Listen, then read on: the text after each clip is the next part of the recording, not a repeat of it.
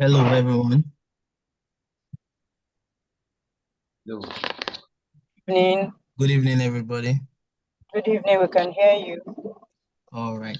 All right. You're all welcome. I hope we all enjoyed our weekend. Perfectly.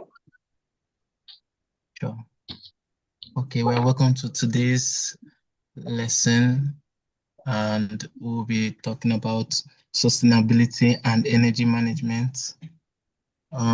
Before we proceed, I would like a few of us to come up and share our takeaway from the last class, maybe two or more. So who would like to go first? Good evening, everybody. Good evening, Madam Let me Rita. go first. Okay. All right, sure. Real estate and was that property management, right? Real estate and property management. Yes, Yeah. ma'am. So real estate. What I got was real estate is the land and everything permanently attached to the land. So we're talking of the land and the buildings and any other thing that is on it. And then property management is basically managing or maintaining the property in such a way that you maximize the value of the property. And then the occupants or clients, customers, those occupying the property are also happy. They get the best out of what you are doing. Another thing I got from the class was, as FMs want to invest in real estate, it's our duty as FMs to know the asset life cycle of every property that we are trying to bring to our company to invest in. Not just knowing the asset life cycle, but also coming up with data-driven reports that will give management or directors the right information they require to make an informed decision on that investment. And in doing that, we should think that really got me. That was one of the highlights for me. Think as a C-suite FM so that you can be on that level to associate with the directors of your company. I will stop here for now. Thank you.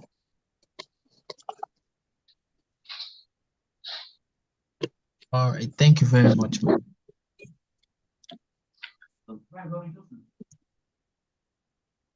right. Who would like to go? Who would like to go next? Key takeaways from the last class, please.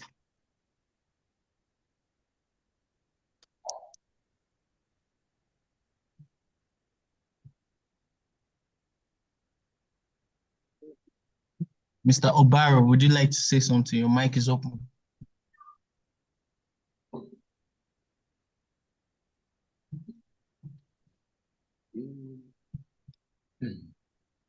You're smiling. Okay, let me just, I didn't know both the mic and the picture were open.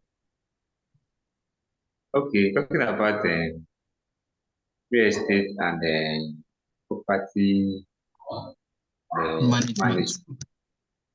Yes, sir. So one of the takeaways for me last week was as FM, we are trying to manage like two opposing ends, both the owners of the investment or the properties in terms of their return on investment, and the end users, otherwise known as tenants, against the comfort and satisfaction they intend to derive from using our properties. So that's what one of my takeaways. We are managing both ends, both stakeholders. Thank you. Thank you very much, sir. I'll take one now, and the facilitator can continue. Just one more. Who would like to go next? Mr. Innocent, would you like to say something? I can see you here.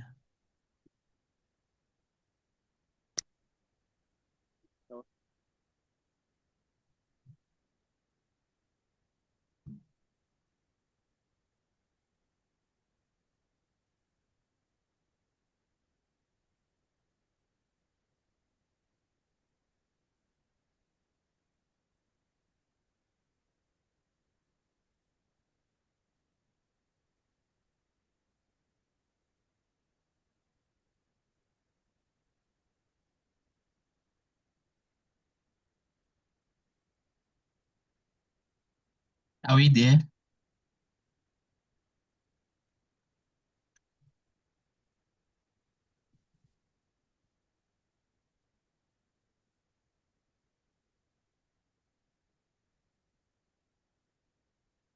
Mr. Daniel, would you like to say something?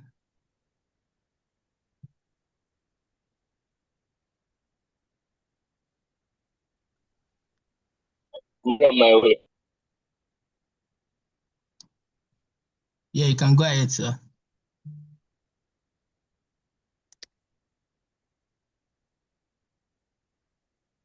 Mr. Daniel, would you like to say something? Your mic was on. Yes, I said I'm on my way. I would have loved to, but the place I am now, it might be noise. Thank you. Okay, all right, it's fine. Okay.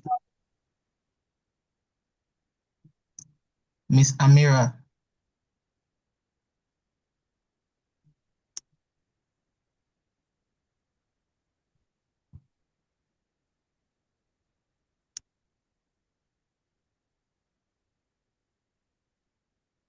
Mr. Uche, would you like to say something? We'll have your take home now.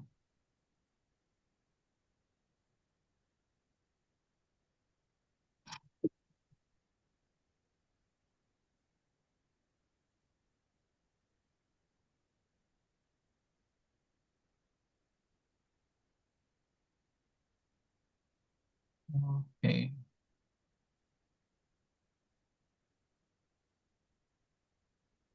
Yeah, I guess this is everybody. In a sense of any other take home, I think we can commence with the class now. Mr. Dyer, are you there? Yes, I'm here. Okay, sir. All right. You can go ahead now.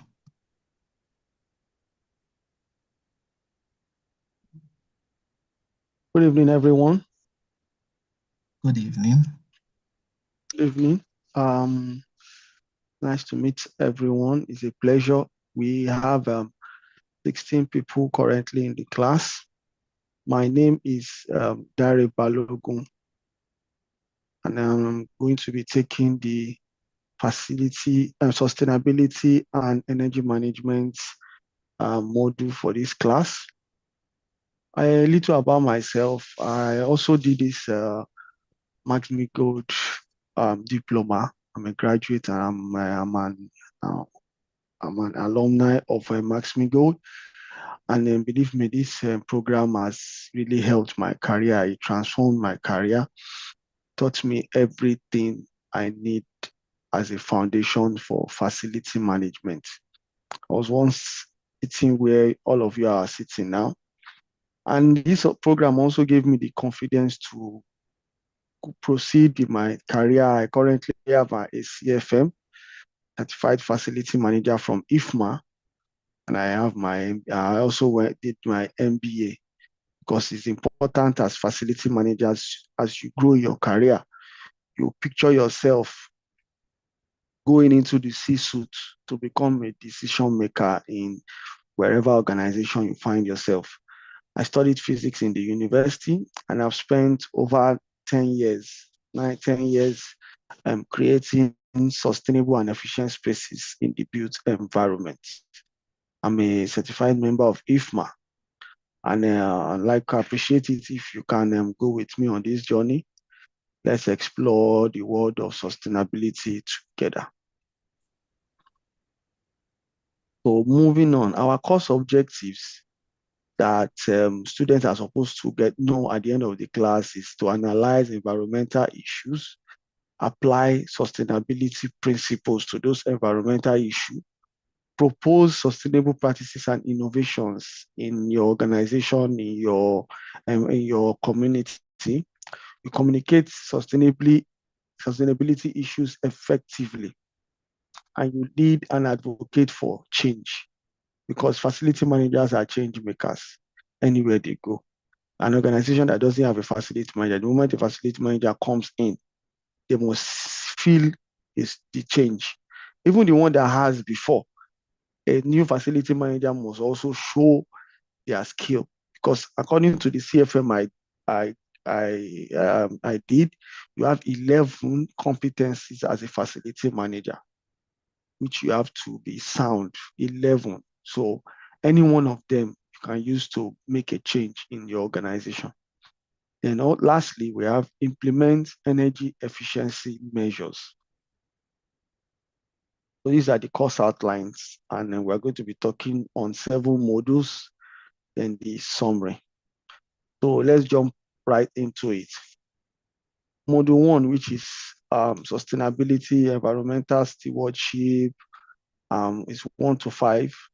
So it's going on. It's sustainability is the ability to meet the needs of the present without compromising the ability of future generations to meet their own needs. Sustainable practices seek to accommodate human needs without diminishing the productivity or health of natural system. What this means is that what sustainability is telling us is that there are resources which human beings come across every time on Earth. Our ability for us to take the ones that we require without wasting those resources, so that future generations can also come and make use of those resources, because those resources are required for survival. That is what is called sustainability.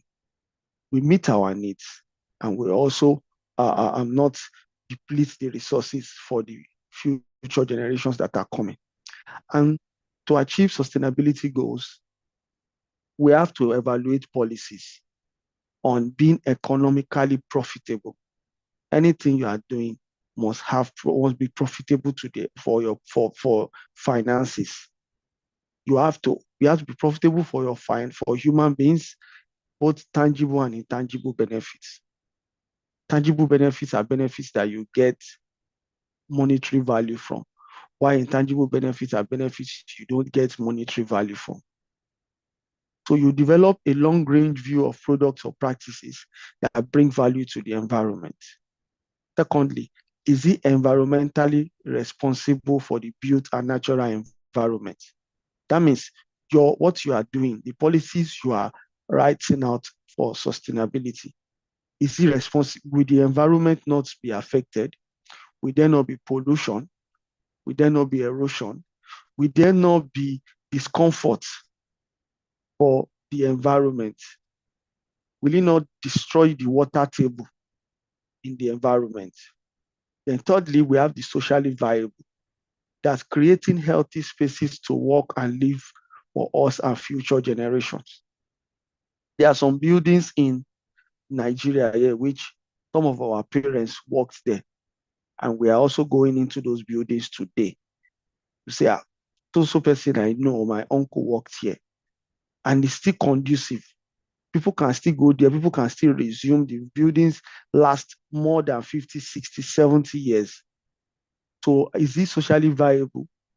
If you are not in the office, can people come to the office and still do their work very well? Those are some of the things that sustainability is telling us to pay attention to. Then we have environmental stewardship. As facility managers, one of our responsibility, one of the core functions of facility managers, one of the core competencies of facility manager is sustainability. And to achieve sustainability, you must have environmental stewardship. Environmental stewardship involves taking actions to protect natural resources, reduce pollution, and conserve ecosystem. One of the ways to have environmental stewardship is awareness.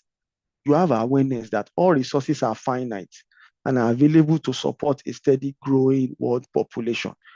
But don't forget, they are finite. That means they can finish, or they are available to support a growing world population. Practices such as reducing waste, using resources efficiently, promoting biodiversity, and adopting sustainable practices in industries, agriculture, and daily life. That's to show you that sustainability covers every aspect of our life, both the larger scale, which are the industries and the agriculture, or our daily day by day life on how we use resources, make plans. Our sustainability is important. Then lastly, finding a balance between human needs and the preservation of the planet's resources, ensuring we do not deplete or damage them in a way that negatively impacts future generations. For example, now, there are some places that have water, they don't have water, a lot of water. Can't say because they don't you get the water freely, you waste it or you squander it. If the water table in a place is depleted, there's nothing anybody can do. There are some locations in Nigeria that no matter how far deep you go, you can't find water under the ground, borehole or well. But those same places used to have water 20, 25, 30 years ago. But because there was no sustainability plan, now the water table is depleted. Future generations cannot get water. So as environmental stewards, our responsibility is to make sure that we do everything we can with our experience as facility managers to reduce wastage and know that and preserve all the planet's resources. So we have sustainability versus environmental stewardship. The two of them are the same thing, but one is strategic, one is tactical and operational. And as facility manager, in everything we are doing, we are supposed to be looking at the strategic and the operational and tactical part of it. When we say, how do we do it? Or when we start from, why do we do it? Why do we do it is the strategic. If you can understand the why of the reason why we decide not to be wasting resources, the reason why we decide to do waste management, the reason why we decide to reduce pollution, you understand sustainability. Or if we talk about the what and why and how we do it, now we are talking about environmental stewardship. It says here that sustainability is the ability to maintain a process over the long term without depleting resources or causing harm. And this involves careful monitoring. It involves three pillars: supporting economic growth while avoiding overuse of resources, ensuring long-term economic health. 2, ensuring the well-being and value of people, place, processes, and social justice. 3, protecting ecosystems and conserving natural resources. Then we talk about environmental stewardship. This is more focused on taking full responsibility on care of the environment by avoiding misuse or wastage of resources. It's taking conscious action to protect, preserve, and manage natural resources in a way that supports ecological health. Example is bees. There's a saying that if bees are eliminated in the world, human beings will not survive. So the strategic part of it is to continue to give awareness to people. That's the strategic part, letting people know, understanding the correlation between bees, pollination, and plant life. And which directly, if they are plant life, if plants are growing because they are pollinated by bees, plants continue growing. They continue to release oxygen, which human being can inhale. We understand how plants grow. Plants breathe out oxygen, taking carbon dioxide, and human beings taking oxygen and bring out carbon dioxide. So we can see the correlation from bees to human survival. So letting people understand this connection is the sustainability. It lets everybody be involved. It lets everybody know, consciously or subconsciously, you are part of the reason why we are still alive. Then when we now talk about the environmental stewardship, that is the part of now people consciously creating beehives, people consciously planting, afforestation, increasing afforestation. All these things are directly related to the survival of human beings. So we understand now that the telling people about the bees to survive human being survival, that's a strategic move, because is an information that can be shared even when nobody is there. But the tactical and operational move is the process that is being done to achieve that. So we have sustainability is building a process, having a standard process. And the thing about process, guys, is that when there's a process that is agreed and understood by everybody, as facility managers, we should know this.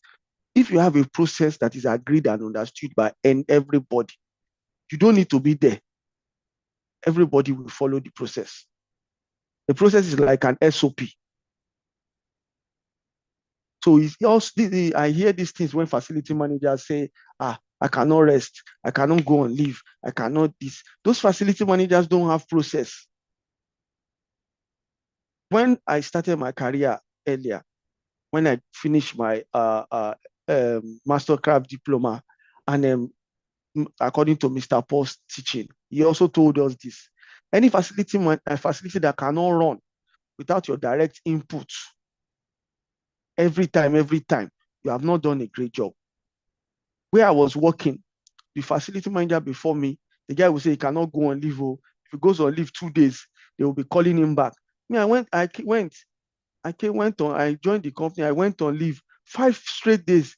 It's only 1 or 2 calls I received. Everybody knew what they had to do. I was monitoring from far. I was even afraid. I had to call Mr. Paul to say, Mr. Paul, nobody called me in my facility. I went on leave. I hope my job is not threatened. He said, no, go and read your courses and and watch our videos. You will see that you have actually put process in place. Even if you are not there, facility will run. Then you will have time to think about other strategic things to move your organization forward. So that's one of the things that makes you know that you are doing your job well. If nobody is calling you every second. So sustainability is building a process. A process is important as facility managers in everything you are doing. While environmental stewardship is taking action. The action that is done to build up that process is called environmental stewardship. But both are for direct intervention by conservation, waste reduction, and ecosystem restoration.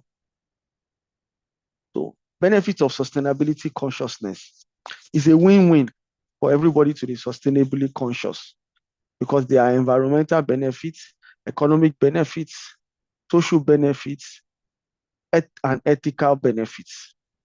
As custodian of the built environment, we need to be conscious and ensure that our activities and processes support sustainability. By embracing sustainability, we are not only protecting the planet, but also improving the quality of life for ourselves. Guys, planting trees alone, afforestation, is sustainability, because one tree will give birth to multiple trees. Multiple trees will build an ecosystem that will bring animals, bring life to an area. We can see how a desert is and how a forest is. The two of them, which one holds more organisms? So it improves the quality of life for ourselves and others. FM sustainability goals. You can, in your organization or everywhere, you need to be goal oriented in whatever you are doing as a facility manager. Like, what is the end and what is the process for which to get to the end? It says these are the strategic processes tailored to managing the built environment, infrastructure, and the running of operations. These processes reduce the environmental footprint of buildings and ensure they operate efficiently. Number one is employee engagement and training. One of the skills of a facility manager is collaboration. You must be able to collaborate. You must be able to engage people in your organization. You must be able to train them, let them know how sustainability benefits everyone, how it's going to be an advantage to the organization, even when they want to implement it. So next, we have energy efficiency. Energy efficiency, power saving, water saving, reduce your footprint, your carbon footprint. Those are energy efficiency. Yeah, we have water conservation. In the south here, we might not really know the value of water conservation, but for people that have been to the north, they know that this rainy season is always a good season. When dry season comes, everybody will know that you should have saved enough water to survive. So water conservation is important. There's water can be recycled for many other things. Even some of us that have a biodigester in our facilities or some other facilities, I've seen a biodigester where, or even a sewage, after the sewage was treated, the water, the effluent from the sewage was used on a farm. That means you recycle it. The effluent was used on a farm, and that effluent really gave the crops good growth. So it should not just be wasted. You don't pour on water away. The next, we have waste management and reduction. Waste management segregates your waste so that you will know the ones that can be recycled and the ones that can be used for other things or just disposed. Then we have reduction. When we talk about waste reduction, we're talking about changing some products. Instead of using disposable in your office, you can use plates. That's going to reduce your waste. So you consider it. And we have indoor environmental quality. That's to make sure that people can come to the office, the environment is conducive, and they don't fall sick. Then we have green certifications. If you can achieve all these things, then you can go for green certifications. There are a lot of them in the industry right now. We will still get there. Then we have a triple bottom line. We say sustainability is maintaining the harmony between the built environment, natural environment, and the society. We have the social, we have the economic, and the environment. Social is talking about the people that you are doing the sustainability for, your colleagues at work, your environment, your family, your community. Then we have the economic, which is talking about the profit. What you are doing, is it actually getting profit for the organization? Or we are just wasting money doing sustainability? That's something we need to look into if we are doing sustainability, if we are championing sustainability everywhere. Then we also have the last one, which is the planet. Does it improve the planet, or you are just, for lack of better word, robbing Peter to pay Paul? You are saying you don't want to destroy the aquatic life, but what you are doing is actually affecting the trees. It doesn't go together. All the things you are doing of sustainability must work together. As you can see, this circle here, all of them are all working together: social, environment, and economic. They already say between social and environment, is it bearable? Between social and economic, is it equitable? Within environment and economic, is it viable? Then all of them, are they all sustainable? So it also says here that the triple bottom line shows the way in which these goals are interconnected.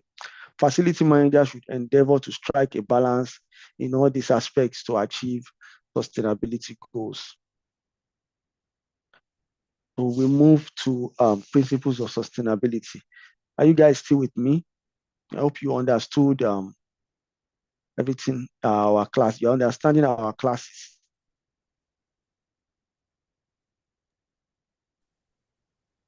One person can respond. Let me know that we are on the same page. Yes, we are on the same page. Yes, sir. Okay, thank you very much. So we have principles of sustainability.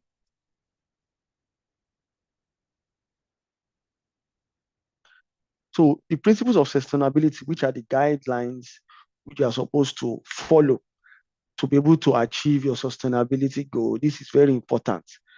This will help you know the direction you are supposed to take when you want to talk about sustainability to your organization.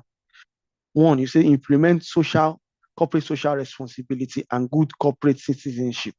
You tell your organization that this sustainability measure we want to take. For example, now, we go about, when you go out, you see some roundabouts. A very good example is a co-hotel roundabout. We know that a co-hotel themselves are the ones, Zenith Bank are the ones responsible for the planting of trees in that whole stretch. That's sustainability. They are doing afforestation. They are growing plants. So it's a corporate social responsibility. We can see how it beautifies the whole street and doesn't allow that place to become like a forest. They trim the trees, they they water the trees. That is corporate social responsibility. That's corporate citizenship. So it says by promoting environmentally conscious operations and considering the impact on the community when making decisions. They could have easily done interlocking in that place and put bottles, but that is not going to speak of the organization as a good organization that deals with sustainability. That's why they plant trees there and they keep on maintaining it. Secondly, they say building generates multiple types of pollution, such as air, water, noise, and solid waste. This can be reduced through various methods and approaches. You can reduce your pollution by going green. Some organizations have connected to, what do they call them? Independent power providers, so that they will reduce their generator running. Some have found a way to make their generators noiseless. So there are different approaches you can do to reduce your pollution of the environment. Waste segregation is something very important. In my former organization, we got a company that comes to come and take our waste for recycling. There was a special arrangement between we and them to come and take our waste for recycling. Number 3, it says reducing consumption will encourage a change in the behavior and expectation of occupants, and owners will improve which will improve occupant health, comfort, and productivity. You demonstrate ethical behavior which communicates the expected standard for management as a facility manager, employees, and suppliers. This ethics policy should incorporate expectations about sustainable behavior in regards to the environment and society. Imagine you went to go and meet your top management and say, sir, we would like to champion sustainability. And first of all, we start by waste management. We segregate our waste. We remove the bottles and the plastics in one dustbin. We put the organic waste in another dustbin. And because of that, you will notice that when people see that you are doing that separation, after a while, everybody will be doing that. Everybody will be going that way. Then you are now recycling those bottles. That's a plus for you in your organization. Lastly, you say paying attention to details and investigating alternatives that can help reduce waste and contribute to savings, especially related to transportation costs and supply chain activities. What this one is talking to is, for example, you have an organization that have lots of staff, and everybody either comes with their vehicles or enters vehicle, and you now pitch to the management that we can get staff bus for people coming from the mainland, one staff bus or two, Then we have servers for people coming from the island to Aja. Imagine your office is in a place like VI. So which this automatically is going to reduce transportation cost. Instead of having 10 vehicles on the road, adding to the traffic, adding to pollution, one vehicle will carry 10 people. That will contribute to savings. You will save cost on fuel, save cost on you will reduce pollution for your organization. These things are records which are very important. And you say supply chain activities, that means you monitor the supply chain from the beginning to the end and make sure that there's no, everything that they say they will deliver is what is delivered. These are part of the things you can do. And you can see from this picture by here, beside there, you say you use less plastic, you have zero waste, no plastic bag, you recycle, and you go green. Thank you. Next, we are moved to module 3, establishing sustainability policies.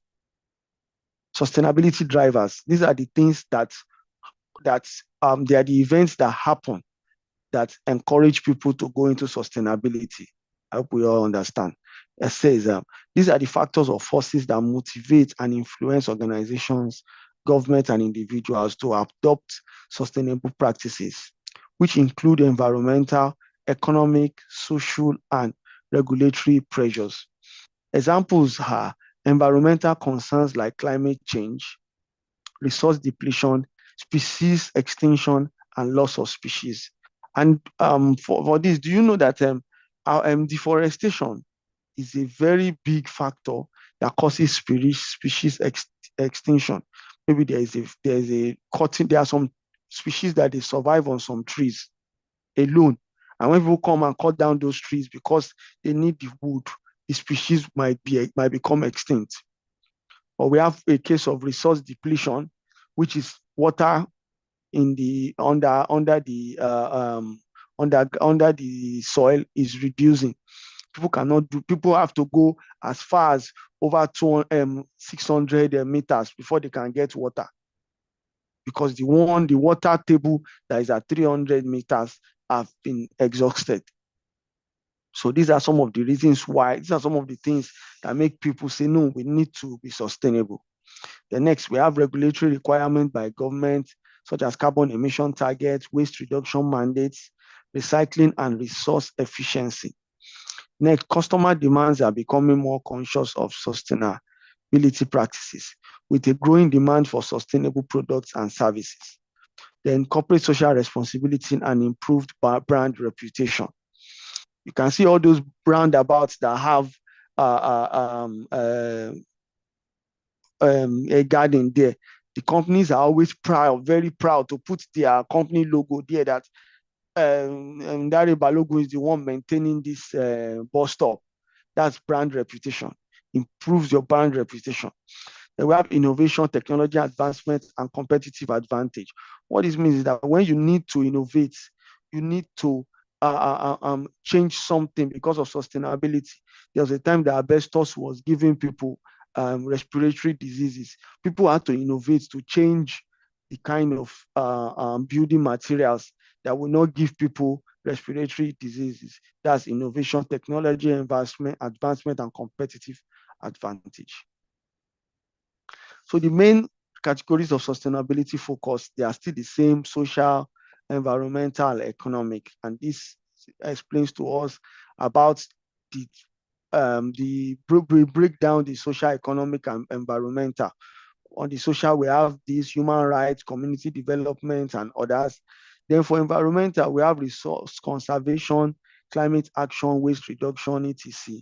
Then for the economic, which is the value or the benefits, tangible and intangible, we have effective use of resources, sustainable business practices, etc. The three categories are interconnected, and balancing them ensures that efforts contribute to the well-being of both people and the planet in an economically viable way. Then to assess sustainability is a process organizations use to evaluate their sustainability performance. It helps organizations make informed decisions about implementing the sustainability focus and how to reduce the negative impact. When you want to conduct a sustainability assessment, you have to identify a sustainability vision. And some of sustainability mission is no more pollution, or you say you want to reduce waste. The most common one is reducing waste. Or you can say you want to do the supply chain management. Supply chain management is to make sure that from the beginning of the raw materials up to when your material is delivered to you, there is no there is follow the sustainability process.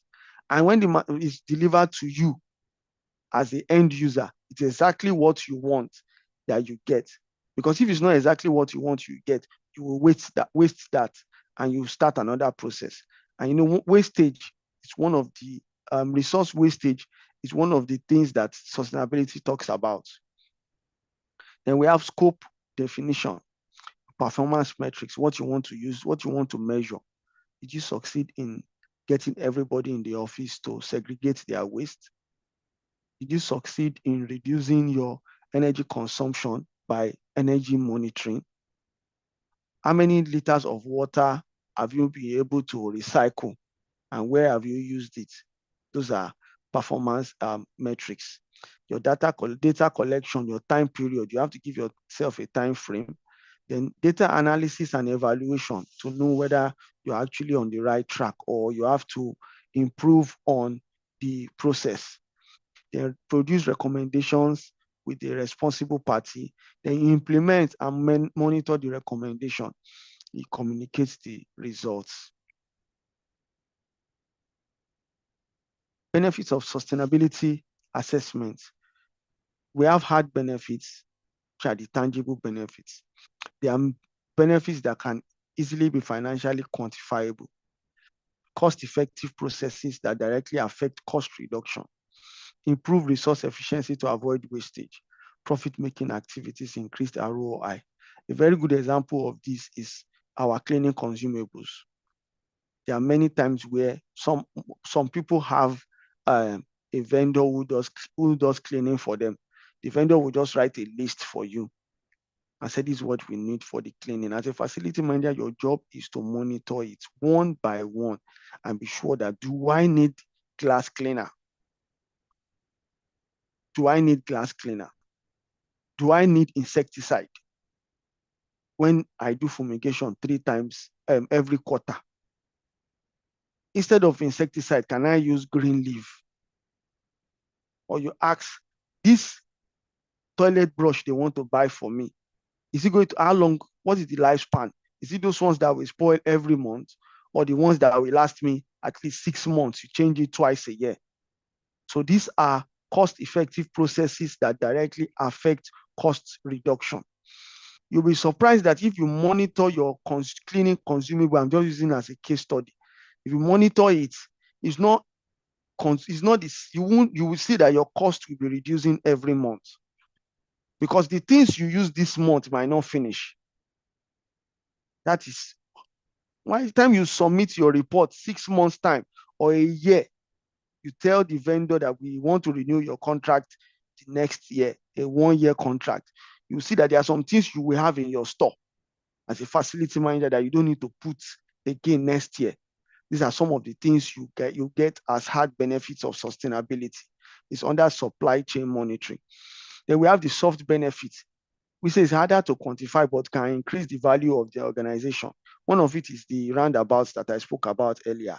The companies that have their names, their logos on those roundabouts, the value of the organization has increased. The companies that are championing going green, they say we don't want to use generator again. We are focusing on solar in our organization or in our office. We don't use generator, we use solar all through, because we don't have heavy equipment, only lights, laptops, printer, shredder, photocopying machine is what we have, and we can get solar that can power it. Those are the things that increase the value of the organization. Pollution, this increased brand strength, pollution and landfill waste will reduce, increased occupant health, comfort and productivity. When your generator is not making noise to deafen everybody's ear, is a tangible benefit, is an intangible benefit. Then better decision making for the organization. So as facility managers, I would like to say add this, might not be in the listing. It's very important for us to always quantify our tangible benefits and intangible benefits as facility managers. It's not every benefit is not financial. Having a vendor that you trust, that you can call to fix something for you, and he will do it very well without you being there.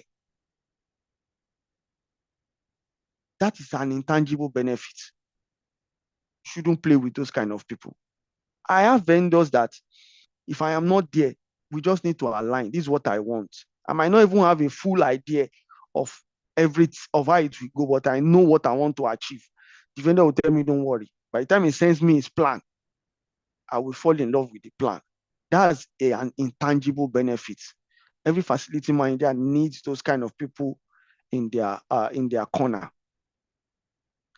So next we move, creating goals and action plan.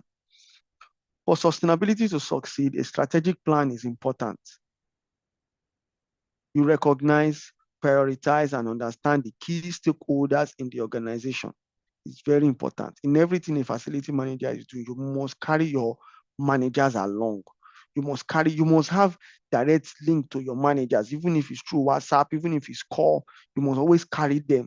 You must understand the vision of the organization to understand how you will move in your sustainability journey.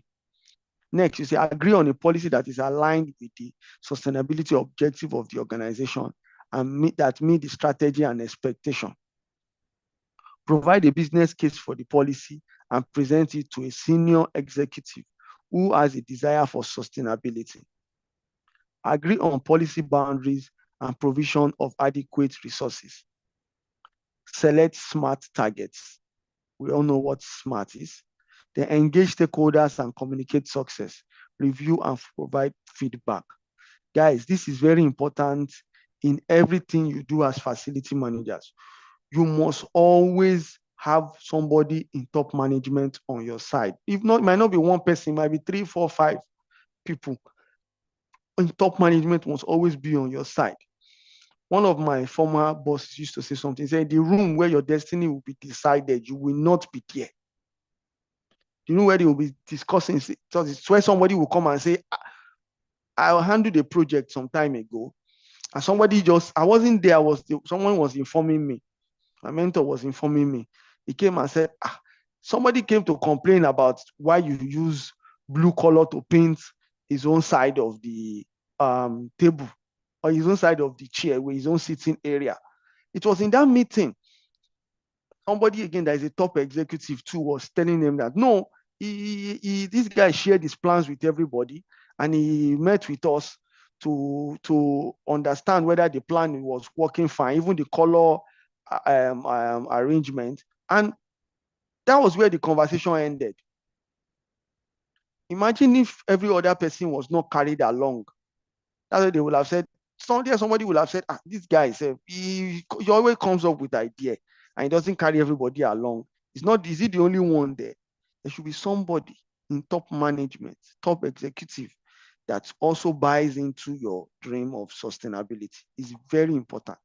Lastly, say you must always review and provide feedback. As a facility manager, anytime anybody calls you to tell you anything or share anything with you, don't see it as complaint. Take it as feedback. Thank you very much. I appreciate the feedback. And find solution, or you move on. That should be something you should stick with. That's what I do every time. Let somebody come and be complaining the same thing to me 2, 3, 4 times. Though I won't let you get to 3, 4 times. So I'll keep saying thank you for the feedback. And immediately I'm already working on it. They will keep coming to tell you how to improve your service or how you can improve the way you deliver your service as a facility manager. But the moment your clients are not telling you anything, there's an issue, very big issue. Or the people or your colleagues, is a very big issue.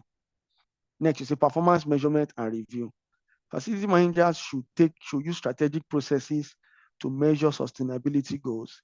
It is important to take a 360-degree approach because sustainability is a journey and not a destination. This involves evaluating the social, economic, and environmental impacts on an organization. One is setting clear and smart goals. What do we want to achieve? Is it energy consumption or energy management, waste reduction, recycling, afforestation, is it beautification we want to achieve? Those are your clear and smart goals. Then you define your KPI, your energy consumption by power audits, waste reduction by providing alternatives, or indoor environmental quality by providing plants. These are some of the ways you define your KPI. Then you collect data and monitoring, essential for tracking processes by using energy management system, that's EMS, or sustainability reporting software. You conduct internal and external audits. Internal audit for area of improvement.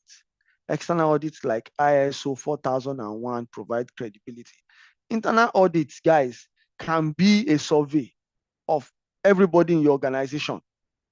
Let them tell you the way they want to be served. Those are internal audits. These are places where you can improve.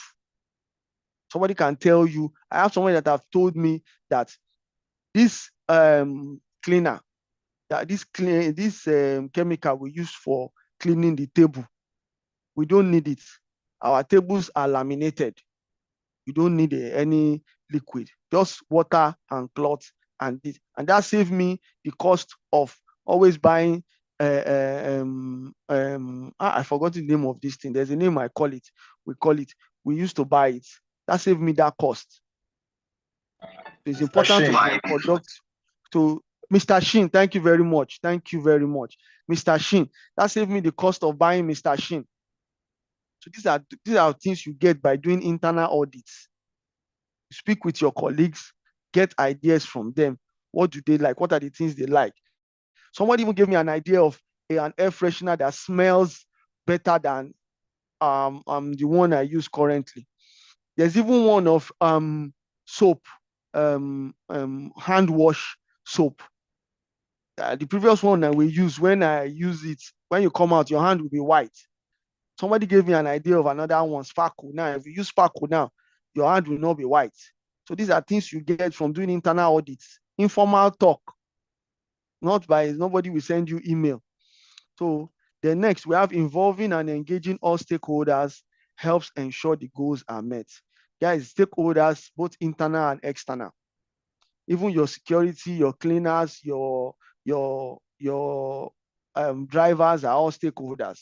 Involve everybody, carry everybody along.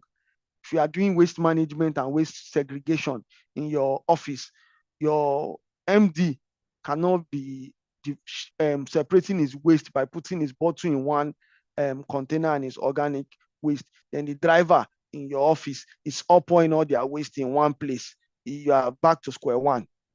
So you have to involve and engage all stakeholders. Then you review and report to outline gaps for improvement. That is very important. There's always a room for improvement in everything you do. Then we have tools for standards and standards for sustainability assessment. Facility managers should be familiar with the tools and standards that provide guidance to organizations involved in sustainable transformation. So we have the ISO. The most common one is ISO 4001. That one speaks directly to facility management. There's ISO, the International Standard Organization, that's their name. They are a network of international standards published to meet the requirements of business and the broader needs of society. Then we have Global Reporting Initiative. These are the set of guidelines for sustainability reporting. People can report their sustainability achievement on a large scale. For example, there is a beauty, we know Sterling Bank, and then we can remember there was a time Sterling Bank decided to go all solar. They must have gone to report their success in this global reporting initiative, that their head office is fully solar. And they will explain and put a guideline on how it was achieved, a roadmap on how it was achieved. And by now, they should have been checking to see how much they are saving and how much carbon credits they can get. That's part of how the Global Reporting Initiative works. Then next, we have sustainable development goals. They are frameworks that align businesses' activities with global sustainability goals. Sustainability goals are the same thing that we have been talking about. We talk about afforestation, waste management, energy management, all those things. Then we have carbon disclosure projects, the platform for companies to disclose environmental impacts. That means you can go there and disclose what the impact your sustainability has done. Something as little as the roundabout is reported here because you are adding to the oxygen in the environment.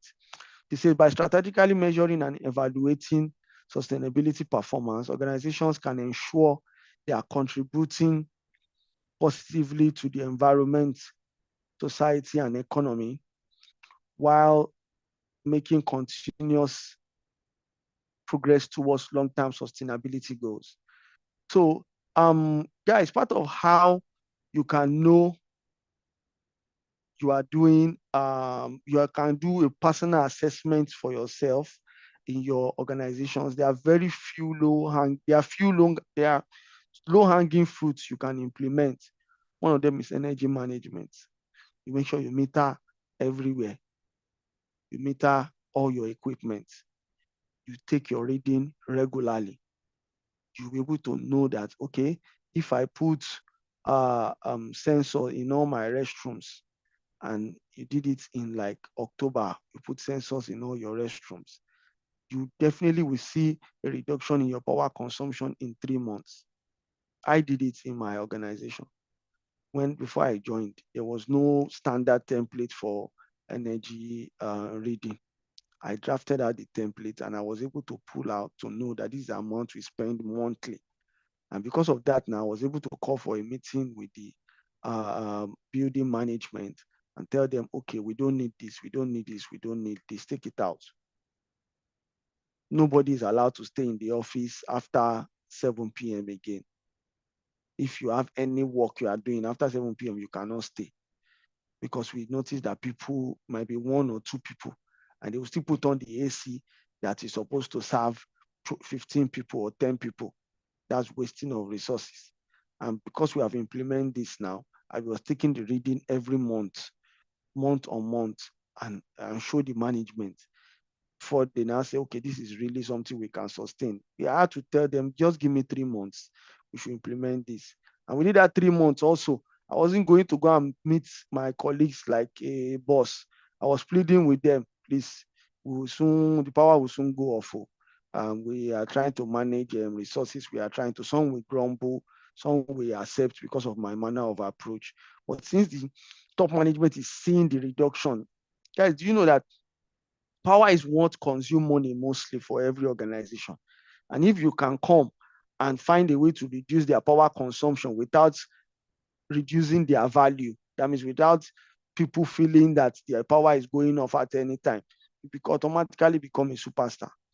So these are some of the things you can do. Beautify the office, plants, air freshener, make sure it's fine. So these are some of the things you can do. Make sure you monitor your consumption and no wastage. Make sure that any project that is done, there is no rework. No matter what, make sure that's part of sustainability. Make sure that this project, as they are coming to do it like this, it is once and final, and it's done at the right time. It doesn't obstruct other people while they are working. These are some of the sustainability things you can do. People say, oh, this guy is actually doing his work. So we move to sustainable facility management. One, set goals of sustainable facility management. These goals focus on the long term. Long term. The reason why it's long term is because there is a process. There's a lay down process. Focus on the long term, efficient operation and maintenance of the built environment, while minimizing their environmental impact and promoting social and economic benefits. Number one, compliance with environmental regulations and standards. An example of this is that you service your generator and you now take the oil and pour it inside the gutter. You are going against every environmental regulation and standard. Or your effluent, you don't recycle your effluent. You just pour the effluent into the gutter on the street. You are going against compliance of environmental regulation and standard.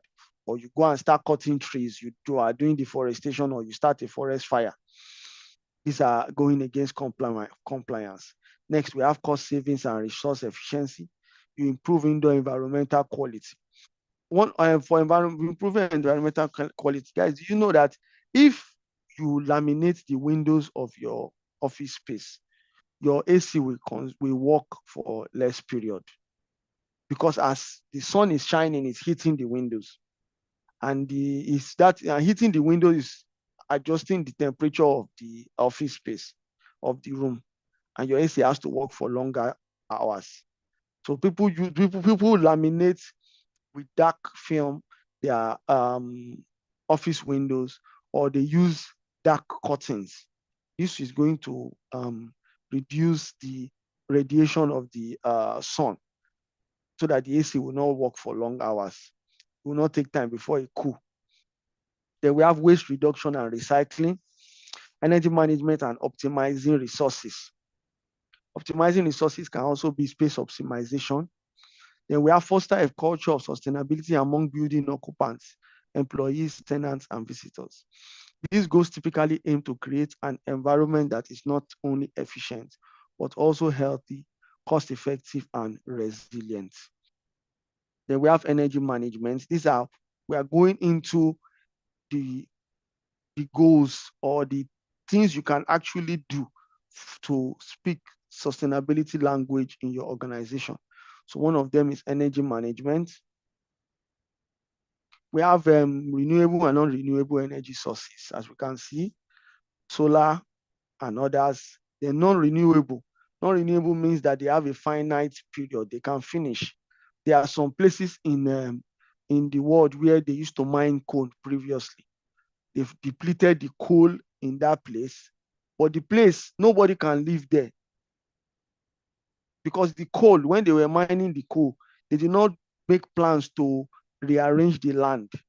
So if anybody goes there, the land can sink. There can be landslide, the ground, there can be sinking of the land. So they do not plan for it. Places too where gold is mined. There are mines there, but under those mines, there's nothing there. It's only the surface you can see. But because the resources cannot be renewed, it has been depleted. So when they were doing those mining, they did not plan for sustainability. Those lands now, after they mine those resources, the lands are useless for anybody to use. So we have renewable and non-renewable energy sources. Energy management goals is a useless energy. Use more energy derived from renewable sources. Use energy in a more socially and environmentally responsible manner. Understand facility energy consumption and purchasing. The facility manager, you must know how power is consumed in your facility, and you must know how power is bought up to the last per kilowatt hour. You should know. Improving the efficiency of core building systems. That you can improve the efficiency of your AC.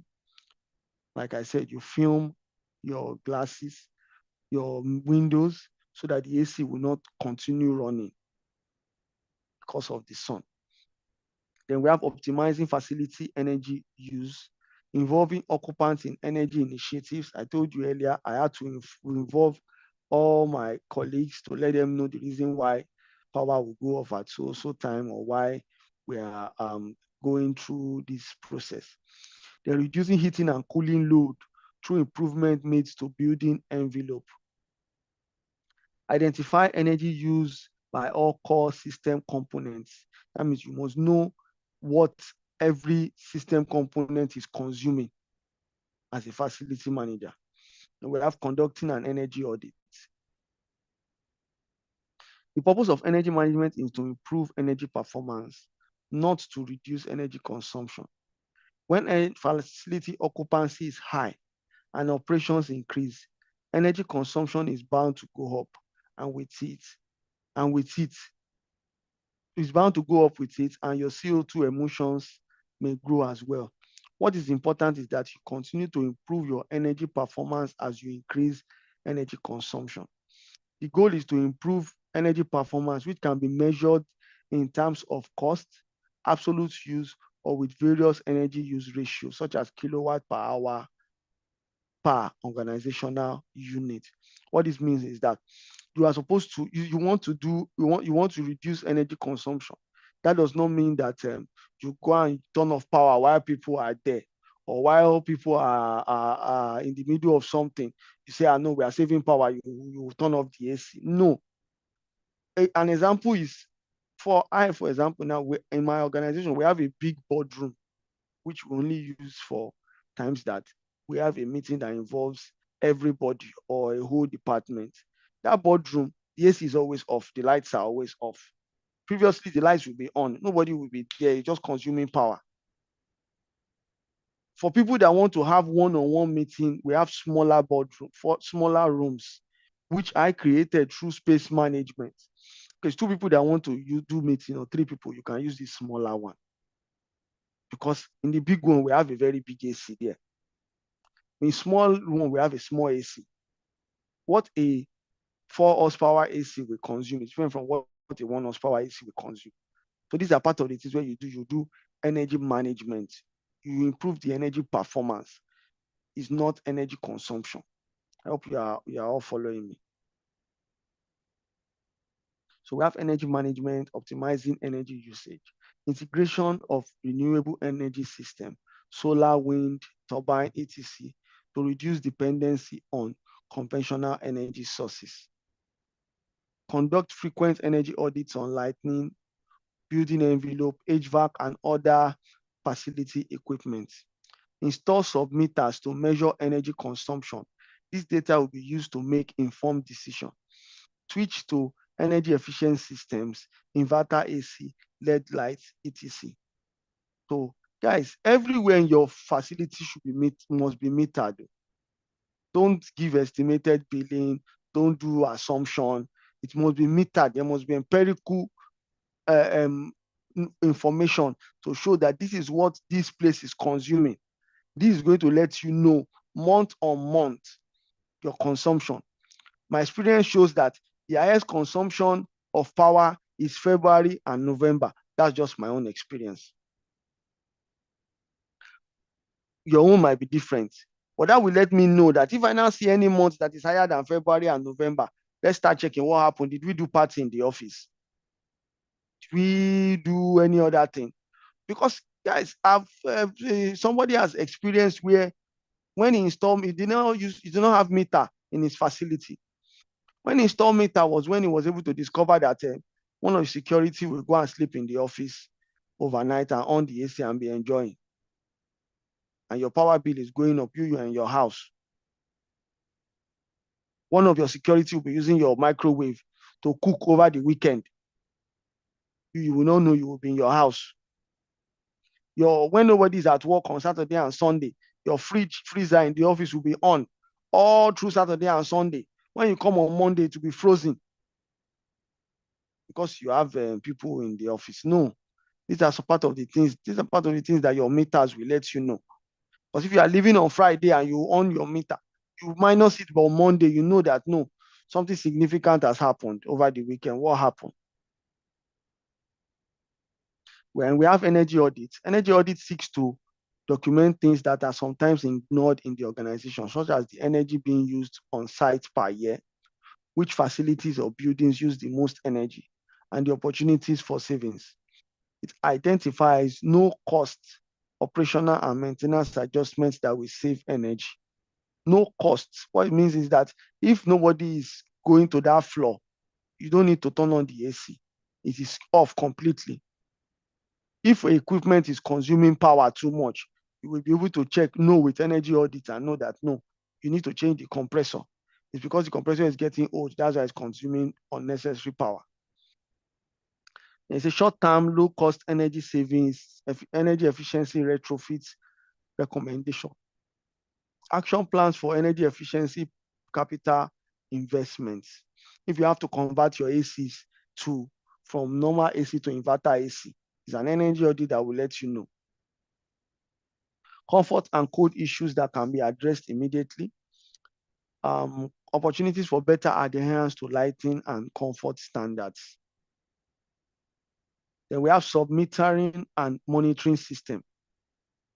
Remote energy monitoring provides the technology and know-how to guide, measure, and help manage energy use and costs.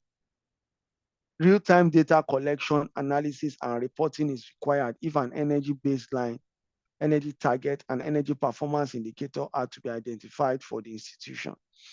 Energy management and verification demonstrate the value of energy efficiency program by providing accurate, transparent, and consistent assessment of facility energy performance improvement. What this means is that there are some apps, Bramble does it, Venco does it, which you don't need to go to your meter from your phone. Remote monitoring, you can see your consumption month on month. You can see the frequency that is happening, the frequency that your equipment are using. You can see the volts and the amps. If a pumping machine should have high amps, you know that it's going to soon burn, or there's going to have an issue shortly, or it's going to be consuming plenty power. You can know through remote monitoring. From remote monitoring, you can, as you can see from the diagram, this is almost a full year's bar chart, histogram, a chart showing consumption. You'll be able to know what is consumed at every point in time.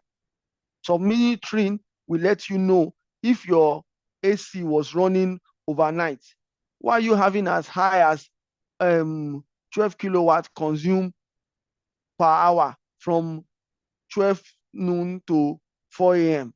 What's going on? Who is using it? From your house, you can check it, or from anywhere in the world, on your phone, on your laptop. This is for remote monitoring.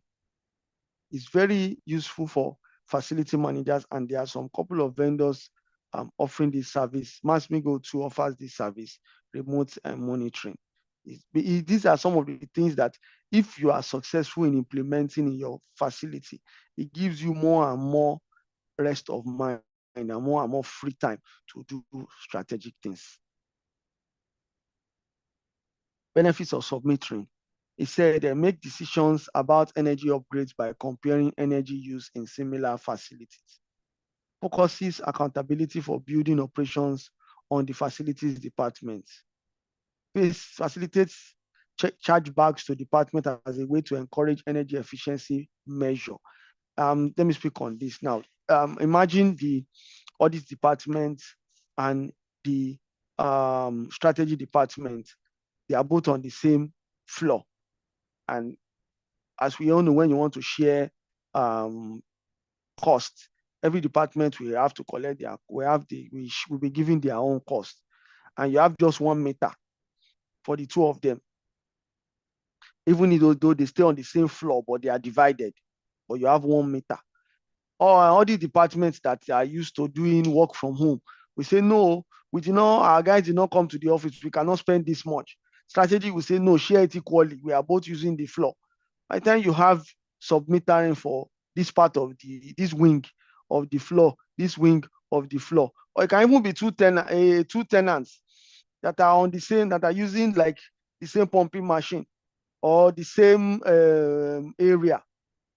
With sub-metering, everybody knows how much they are consuming. By the time you do chargeback and you say, no, this is what you consume, we can see it physically like this, you charge them back. Everybody will talk. The head of department is the one that will talk to others, to the people working with him, that no, we are, if nobody is in the office, you turn off the power.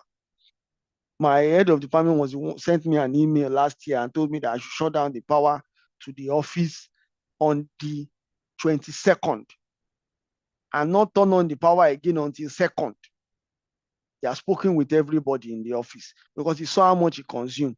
So if nobody's in the office, there's no point. I had to only create a point for photocopy machine in case anybody comes and need to do all that. So it's important. Assist in developing cost recovery and overhead analysis, as well as verify savings from energy improvement projects. It guides maintenance decision, monthly and annual energy use trends. Guides maintenance decision. Monthly and annual energy use trends helps to identify potential benefits from system upgrades such as component replacement and improvement. If you have a record of your consumption in a room where you used to have a normal AC, and you now find a way to convince your management that you should install inverter, they say no. You tell them it will save you power, they say no. You tell them it will save them money, it will save them 50,000 naira in power in 3 months. And you now multiply that 50,000 naira in 3 months, you give them a 1-year plan. That's 200K in power.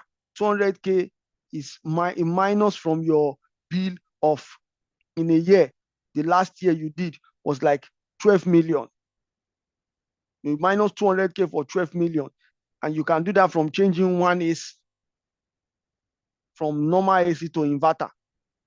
And you now say, okay, let us test it with one AC will not affect us. You now do your reports. Just like say monthly and annual energy trends. You do your report, you submit it. They said, it's truly, it's around 40,000 that this guy was able to save by changing one AC.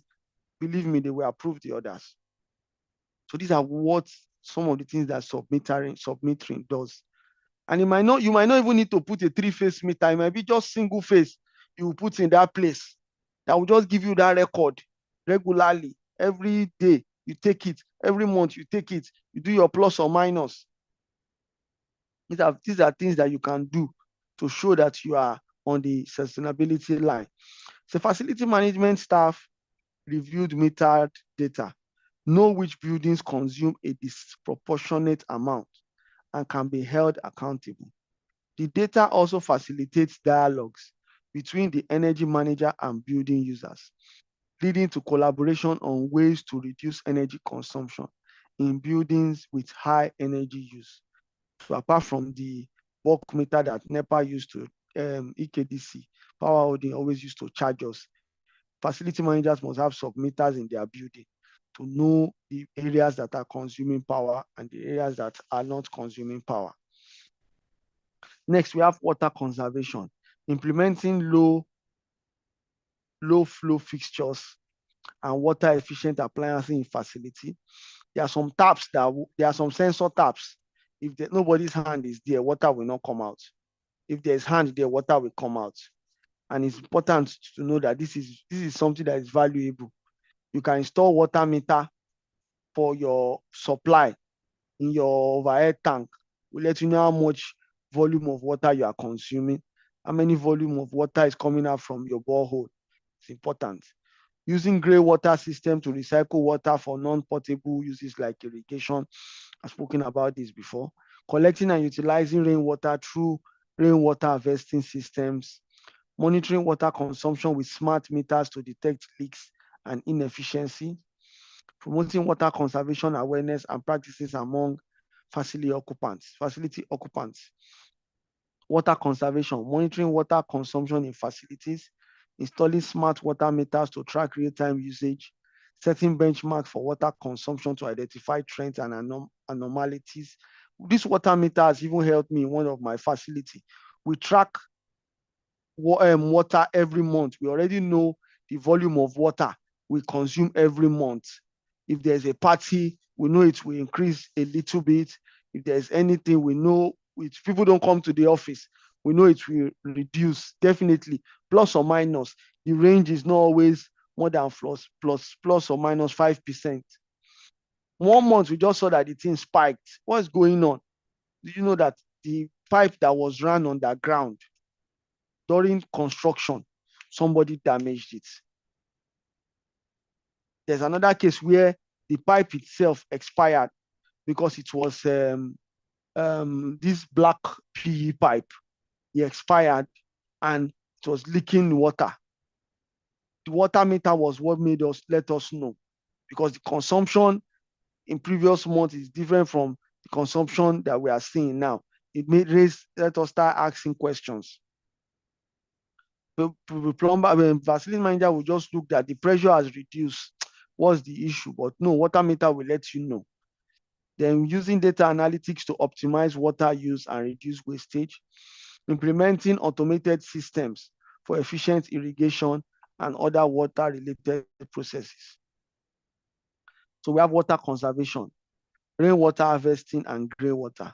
You install systems to collect and store rainwater for non-potable uses, such as irrigation and toilet flushing. Designing rooftops and gutters to efficiently channel rainwater into storage tanks. Maintaining regular inspections and cleaning of the harvesting system to ensure optimal functionality. Cleaning is very important. It's very, very important, so that debris will not store there, so that you continue getting the water that you need, the quality of water that you need. We have grey water systems, implementing systems that recycle water from sinks, showers, and washing machines for irrigation or toilet flushing. When you recycle the water, it goes through a water treatment process to purify the water again, so that you can use it for irrigation and toilet flushing. The educating facility occupants on proper use and disposal methods to maintain system integrity. Ensuring compliance with local regulations regarding the use of grey water and its treatment process. Then next, we have material and resources. Achieving the goals of sustainable use of materials and resources is important for facility managers. That means you use less materials and resources to avoid depleting finite resources. Example is the cleaning consumables I told you about. It doesn't have to be plenty. Little things. You might be at a construction site where you know that the debris you get, you can use it for land filling. So you will use less materials. Then using materials from sustainable sources or recycled content. Paper bags, recycled. There's some people that have discovered how to recycle tires. Instead of burning them, they convert them into flower pots and furnitures. So there are ways you can use materials gotten from sustainable sources. Then purchasing in a sustainable manner. What this means is that you buy what you need. Just simple as that. You don't buy things because there's money available, or you know. You use empirical studies, you do your calculation, you do your analysis to know that, to show that what I'm buying is what I need. Because let me give a good example now. You need 10, let me go. You need 2 inches pipe, for example. You need 10. You went to buy 20. What will you use the remaining 10 for? It's going to be waste. And one of the things of sustainability is to avoid wastage. So you must buy the things you need and you use analysis to make sure you use exactly what you need that you are buying. No wastage, materials and resources. Avoid the use of materials that contribute to pollution or pose hazards to occupant health or safety. For an example is, you want to do fumigation. You say you want to do odor fumigation chemicals, those chemicals that have odor. You now go and do it on Sunday night. You have contributed to pollution. If you want to do your fumigation, do it on Friday night. Saturday and Sunday, you make plans to be sure that when people resume on Monday, nobody is sneezing, nobody is falling sick from inhaling it. And over time now, you move to using chemicals that are approved. Make sure all chemicals you use for fumigation are approved. Approved by World Health Organization. Make sure there are chemicals that don't have carcinogen. Then you move to chemicals that you can even use chemicals that don't have odor. They are fumigation, purely odorless fumigation. Because it is important that you don't expose your occupant health to hazard. So, however, the challenges of material and resources are availability of materials. Many people don't know alternatives to some things. For example, now if you have cockroach infestation in your house, in your office, instead of buying insecticide, just buy green leaf. If you use green leaf, you won't see them again for months. And it doesn't cause pollution. It's not hazardous to anybody. So many people, knowing alternative of materials is a challenge. Then cost of materials, then waste management. Then the most important one is consumer education and demand. How knowledgeable are the other stakeholders as to your sustainability plan? Then we have concepts in sustainable materials and resource. We have resource efficiency, circular economy, sustainable sourcing, cradle to cradle design, eco-friendly packaging. Then we have materials in sustainability, recycled and recyclable materials, sustainable construction materials, biodegradable materials. The last World Cup that was held in Qatar, I know some of us that follow that World Cup, we know that most of the stadiums that Qatar used for the World Cup, they use recyclable materials. And according to what they said they will do, they said they are going to donate those stadiums to other countries that want to improve their football. So they assembled the stadiums with recyclable materials. And after the World Cup, they disassembled all of them and sent them to countries with instructions.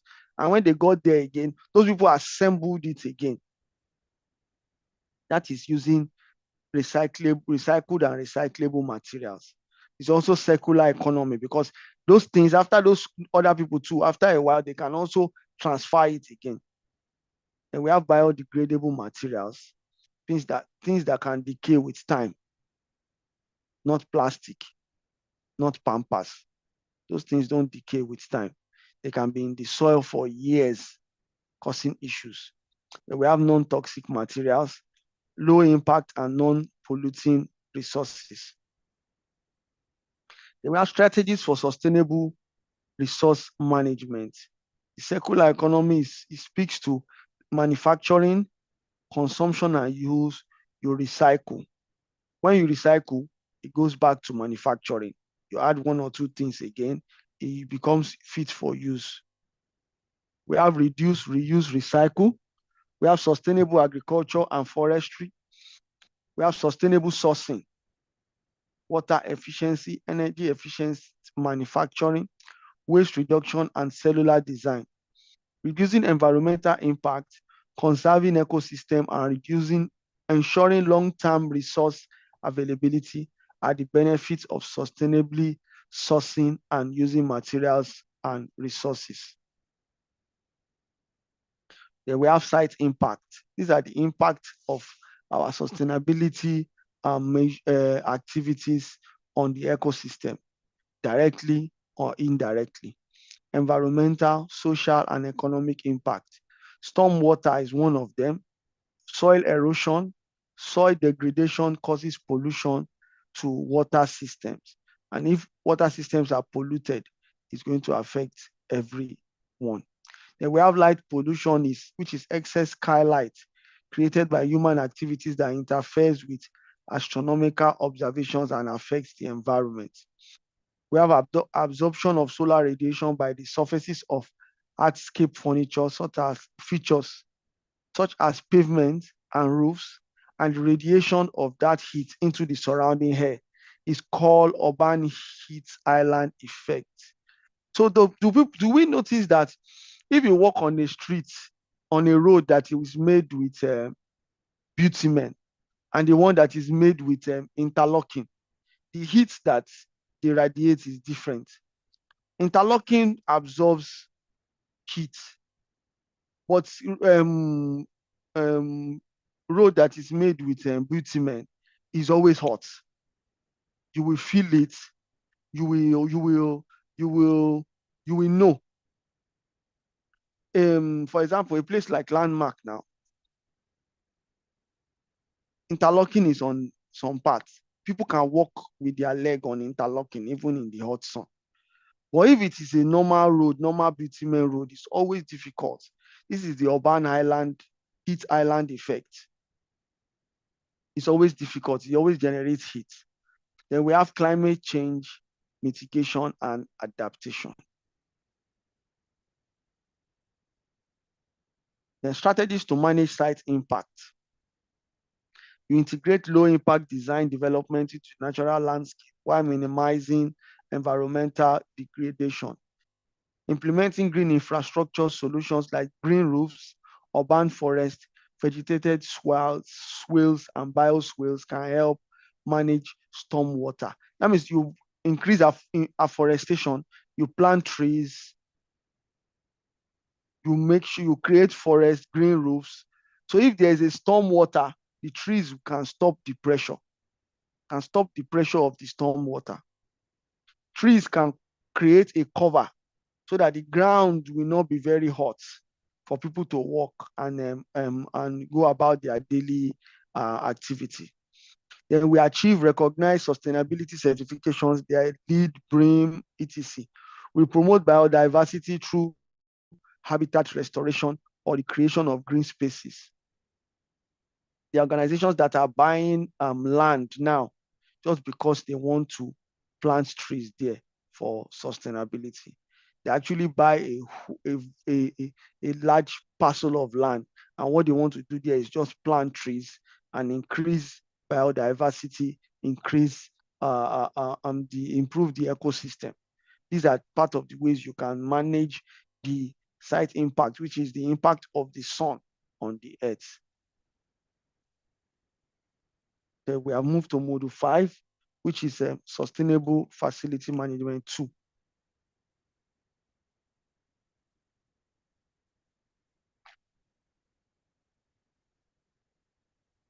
Please, can you confirm that you are still with me? We are with you, sir. We are with you, sir. Thank you very much. Thank you very much. We are with you. So we have indoor environmental quality. What this speaks to is the comfort, the well-being, and the health of the occupants, of your colleagues at work, of everybody that you are championing sustainability for. And if all these are fine, if all these are well, if all these are going as planned, their productivity will increase. Example are indoor air quality. Is your AC working well? Is your AC not blowing hot air? Are they comfortable with the temperature in the place? Is your AC well serviced? It's not bringing out dust? Is there no smell in the restroom, coming out from the restroom, that is destroying the air quality? Next is lighting quality and glare reduction. The lights in the office, are they uniform? Do they have the right lumen? These are things we are supposed to pay attention to. Then we have noise and sound management, acoustic. I hope your generator is not making noise close to where the office is, or there's somebody coming, there's a carpenter coming to work during office hours. Or then temperature, humidity, and air movement. Is it going on fine?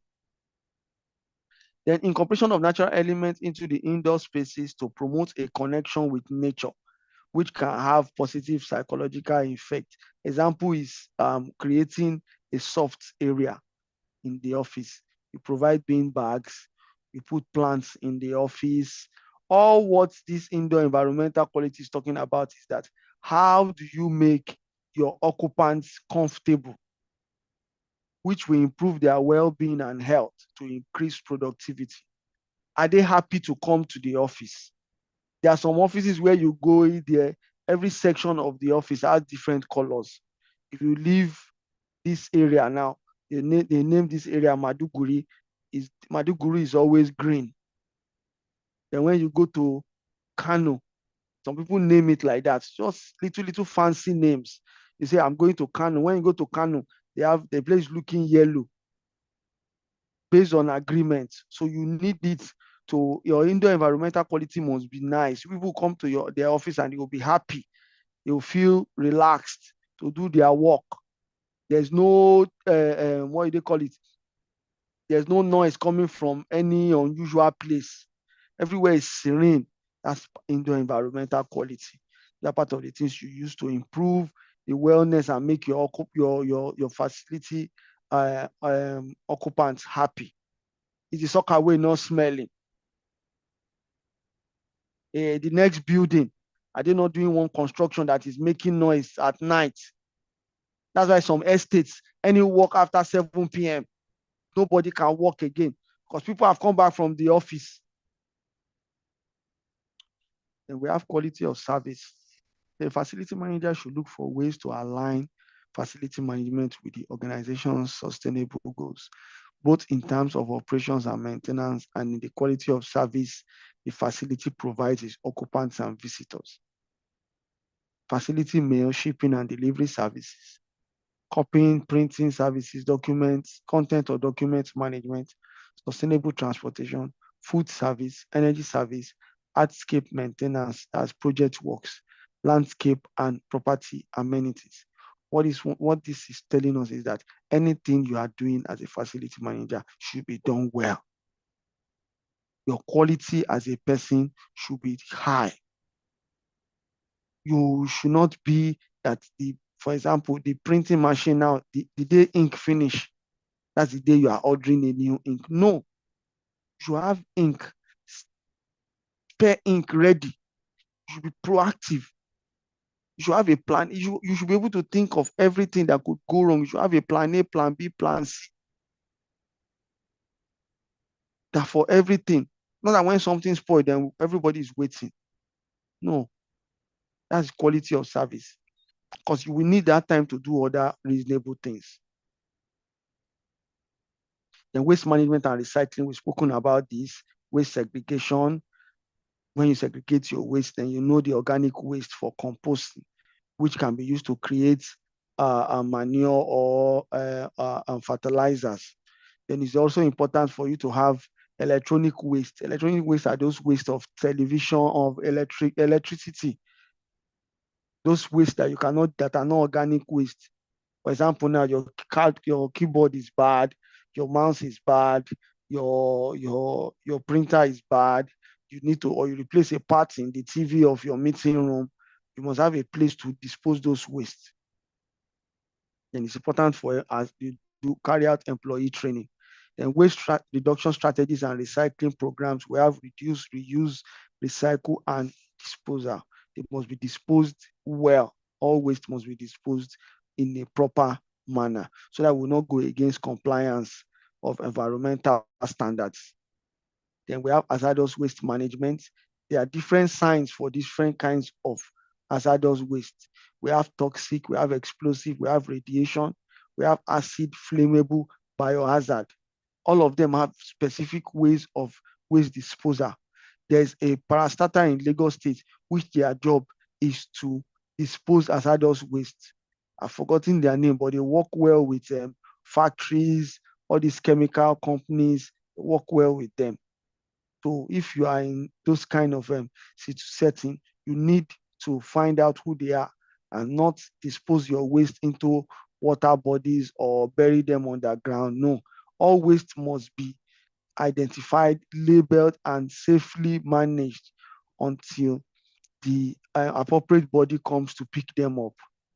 We know that in Lagos State, nobody is allowed to handle their waste, both domestic waste and industrial waste. There is someone responsible for it. There's a body responsible to LOMA, Waste Managers Association. They handle Lagos State Waste Management Association. They handle all types of waste, even hazardous waste. Then we have workplace management. Workplace management means balancing new organizational and occupational needs with environmental consideration to accomplish basic triple bottom line criteria. So I've been in this kind of situation where we did workplace management. We discovered that it's not everybody that had to come to work at the same time.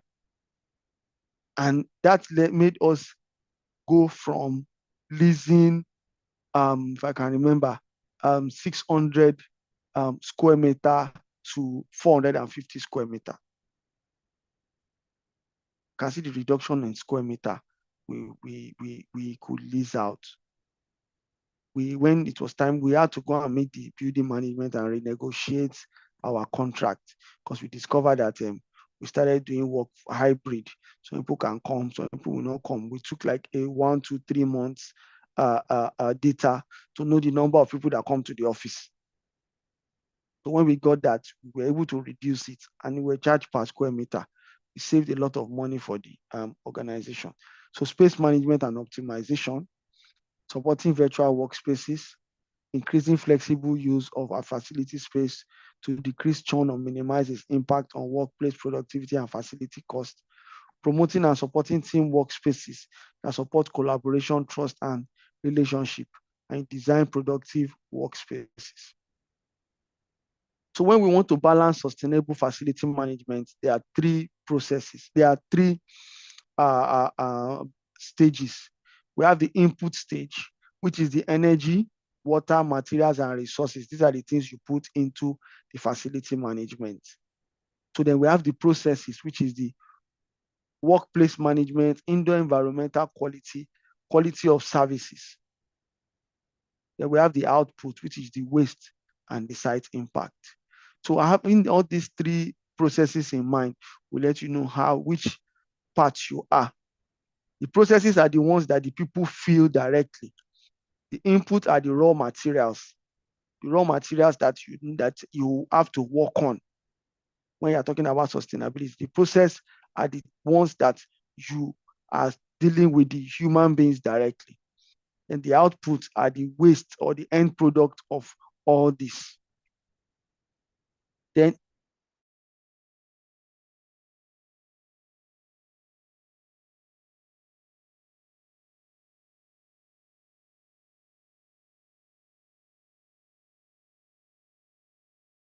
critical for facility managers in reducing negative effects and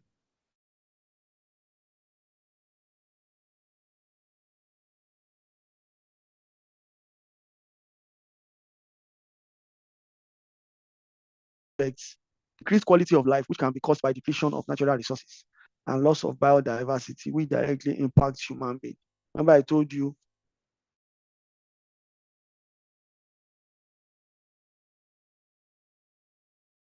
sustainability. Then we have social inequality, as pollution and environmental degradation can lead to poor health outcomes, particularly in areas with less access to healthcare or clean water. Environmental degradation,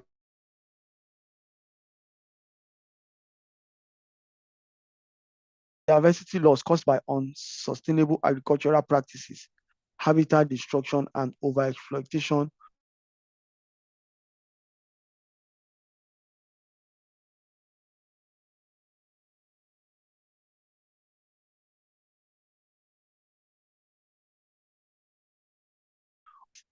to long-term consequences like inability to mitigate climate change or replenish depleted resources, which can cause intergenerational impact. Then we have Module 6, talking about the green building certifications. We have leadership in energy and environmental design certification. What this is that when you are building, when you are working on, you starting from scratch on to create a sustainable building, you will need the LEED guidelines. You say from foundation, you want to create a sustainable building, you need the LEED guidelines. And we have the BREEAM. These are research, a body that does research on how you can create a sustainable building, existing building. So you have to follow the guideline, has to be followed if you want to create a sustainable building, a existing building. Then we have the IFC, Green Edge, and other green certifications like WELL, Green Star. They have significant impact on sustainable facility management. Pursuing certifications for improving facility value, operational efficiency, and operational environmental impact. So steps to achieving green building standards: you conduct an initial sustainability assessment of the facility. You identify areas for improvement in energy and water waste management. You implement green technologies and sustainable practices in line with certification criteria. You engage qualified professionals for certification processes and audits. You continue with regular monitoring and documentation to maintain compliance with green building standard. What this means is that in the whole process, you have to also be involved. You have to be involved in all the process to achieve green building standards. They said benefits of sustainable facilities. You have reduced operational costs through energy and water efficiency. I told you the low-hanging fruits you can easily achieve.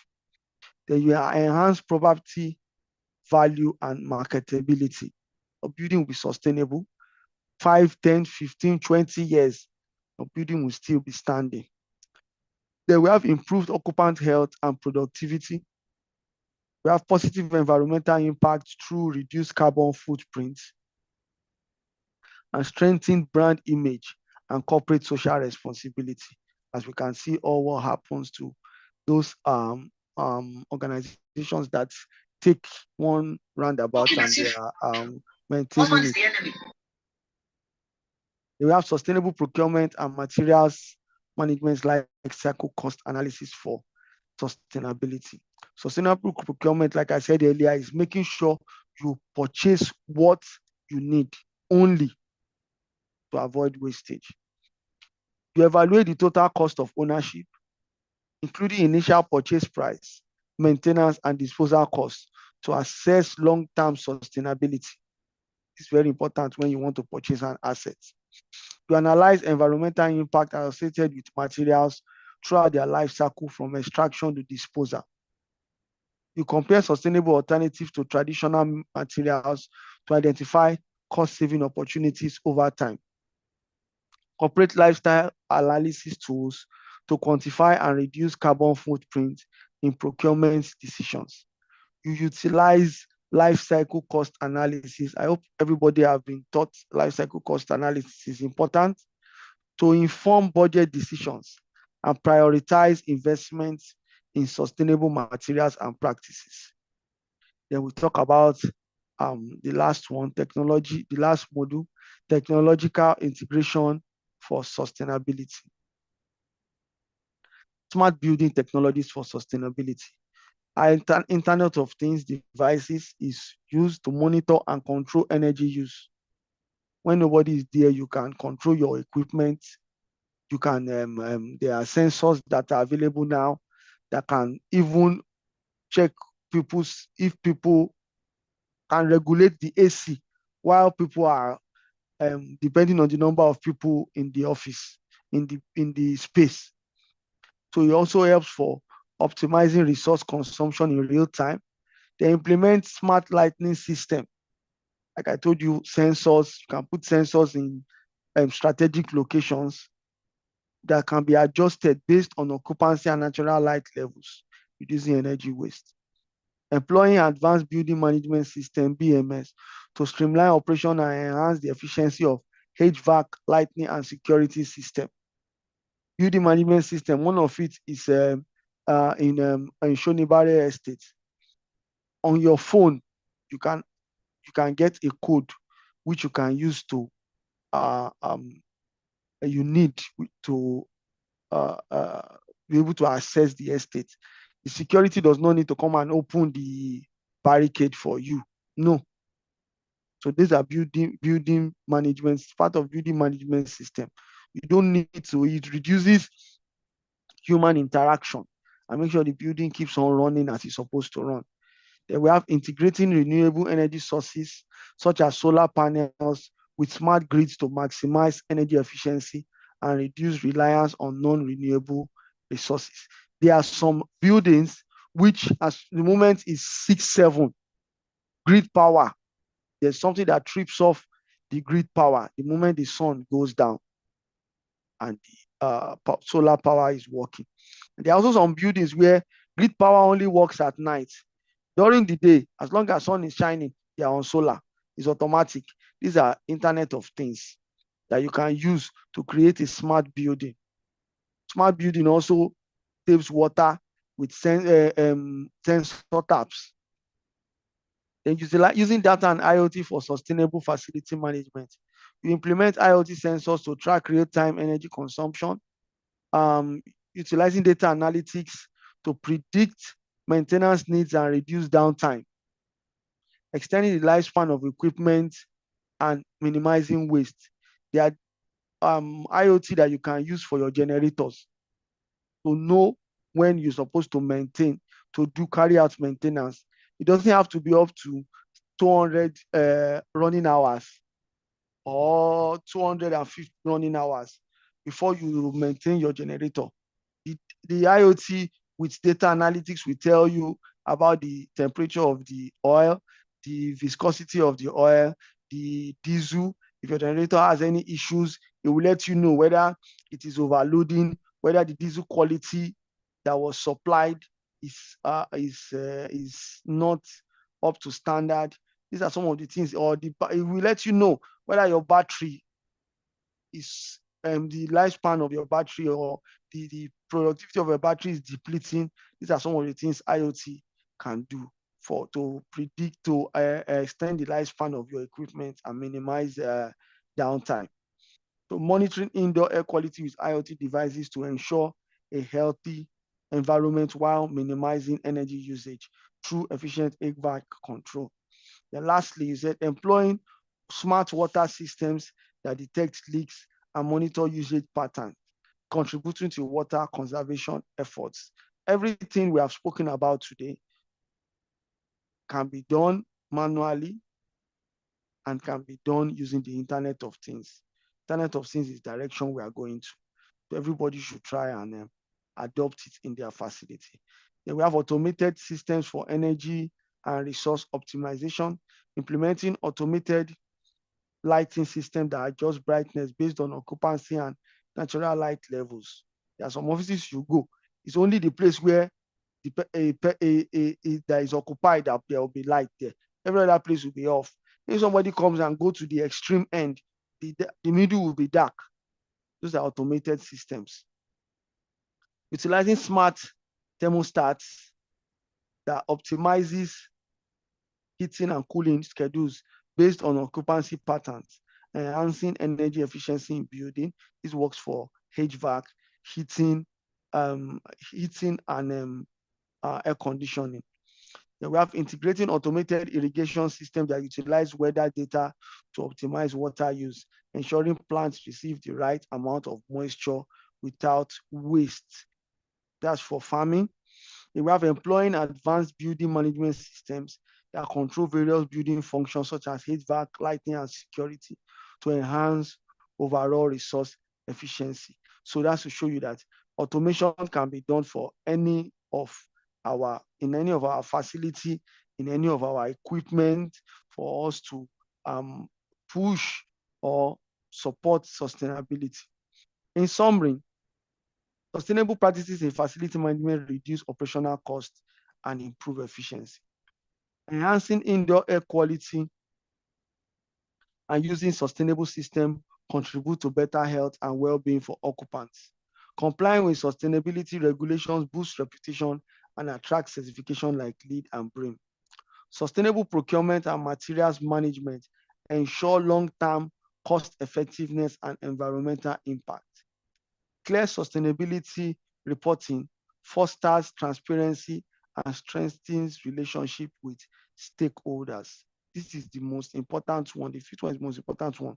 You must always have the stakeholders on your side as a facility manager. That's the best way you can succeed. Thank you, everyone. Thank you for your time. I hope I've been able to impact or let you understand what sustainability means and environmental stewardship. And with my examples, you've been able to know that this is one or two ways you can go about it. Thank you very much, Rita. Thank you. So there are some questions here which Thank you, can sir. also try. Thank you very much.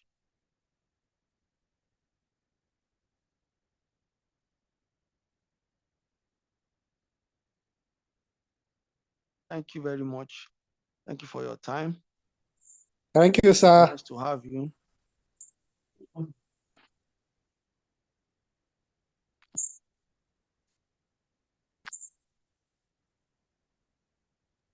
So does anybody have any question? Question or contribution, everyone?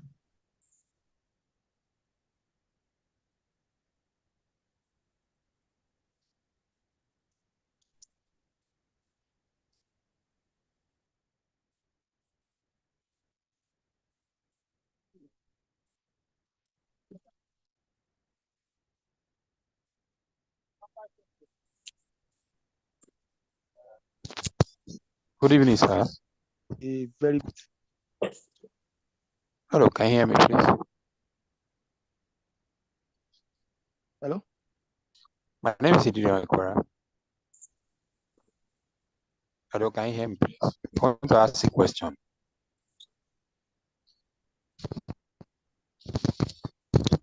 Yes, you can go ahead. I'm sure it's yes, you can go ahead, please. Oh, okay. Thank you so much for a well-delivered topic. I don't know if I'm having cough. My voice is a bit low.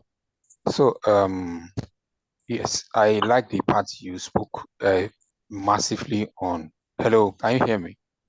Yes, I'm with you. Yeah, the part you spoke massively on energy efficiency and all the practices that can actually aid that.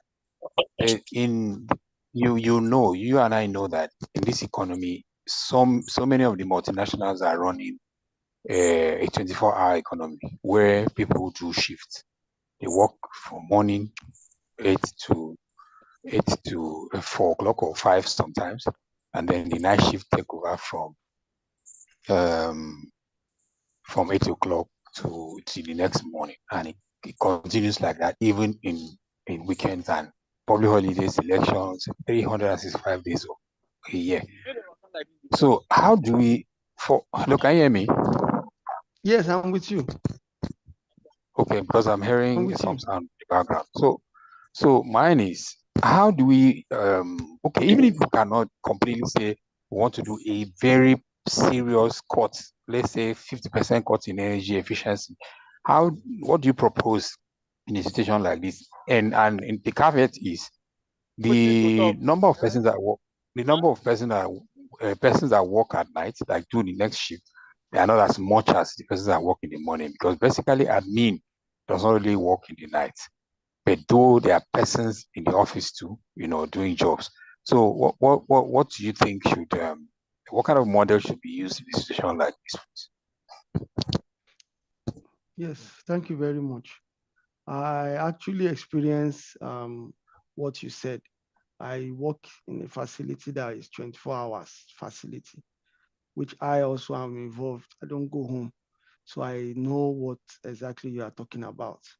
In this kind of thing, you might not, like I said earlier in one of the slides, that power energy management is not that you actually reduce the consumption. It's to make sure that the power that is used is not wasted. You pay attention to the places that, let me give an example. You have 50 people that come in the morning during the day. You have 20 people that come at night. If 20 people cannot occupy the same number of places that people that come in the morning will occupy, so you already know that at night you are going to consume less power. They will use less restroom. They will occupy less space. So if, assuming now, in a place where you have 50 people, they put on 633 horsepower AC. By the time they come back to 20, you will definitely use like 2 of those ACs. So when you have this, you are keeping your records. It's important for you to have this record being kept so that you will show from month on month what you are doing. So because of this, you know that it's important. These things are well documented. So when you have all these things well documented, it shows that you are transparent. There's no how because you come to the office because of these guys, you cannot tell any of them not to do their work. No. But keeping monthly record is this place I told you that I worked, that is 24 hours, that let me know that February and November is when we consume the highest power. There's a change. I know something is wrong. So energy management is not meaning that you've reduced 50%. No, it might be a reduction of 5%, 2%, just because some people did not come to the office, or because you have change in number of personnel. So that's it. Okay, thank you. Yes. Innocent, you have a question? Good evening, sir. Yes.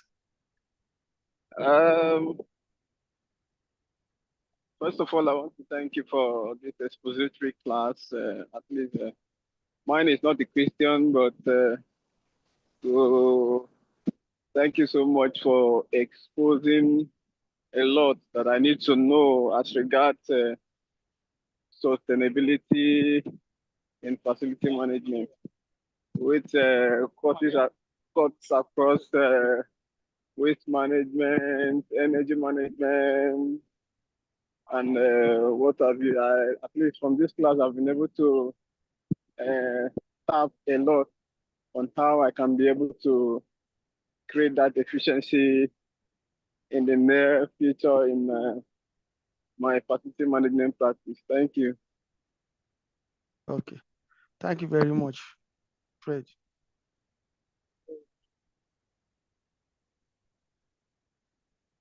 Van de Fan. You have a question? Thank you so much for the lecture. So I had two questions, but I think one of my question, part of it you have already touched, but I'll still want to ask. Because when you were talking about the energy management, specifically about the energy management goals, the first point I saw there was use less. I think is to make use of less energy. But then now when we came to the purpose, it says the purpose is to improve energy performance, but not to reduce consumption. And I believe there's a myth out there that once you talk about energy management, everyone believes that it's about reducing the consumption. So how do we now make up with these two positions, sir? Okay. Then the Let me give second it. question. Okay. Yes. Okay, should I go ahead or you finish with the first one? And let me give a practical example. I said earlier now, for example, your office has a lounge, and that Yes. lounge is not every time people occupy the lounge. There's no reason why the lights should be on, and there's no reason why the AC should be on. That boss will be like, You get what? You get, like, or Yes. you have multiple meeting rooms. You have multiple meeting rooms where people can easily go. There's no reason why people should want a meeting. People should go. People that 1, 2, 3 persons wants to have a call, and they go to a big meeting room that has a bigger AC. Okay. So the main goal of sustainability is to avoid wastage. That's the first thing that sustainability is telling us to do. So after that, then you now started following other process. Okay, when do we want to avoid wastage? Do we reduce or optimize? Optimize in the sense that, do we make this thing give us more value than what it gives us before?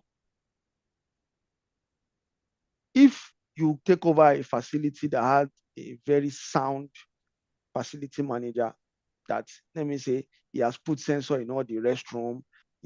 Everybody understands when power goes off. If you take over a facility that I used to manage, it will be very difficult for you to come up with power consumption techniques, reducing power consumption techniques, because that's one thing I focus on. But you as a person, you have to make yourself also relevant by making sure that you are keeping the records regularly and you are seeing a way that you can align more people to continue in this part of energy power consumption reduction. Yes. Some of them might be the AC. When your AC has been working for so long and you do not service it, if you don't service an AC, it consumes more power. So it might the reduction might not be really, really big, but when you pile it up, it's going to show. You might have a room that is not really big and you have a 3 horsepower AC there. What are you doing with a 3 horsepower AC in a room that is not very big? 1 horsepower will give you more value, and the 1 horsepower you now go and you push for inverter. You have made a change. Okay. So these are some of the Clear. ways that you can show that you are involved in energy management. So your second question. Okay.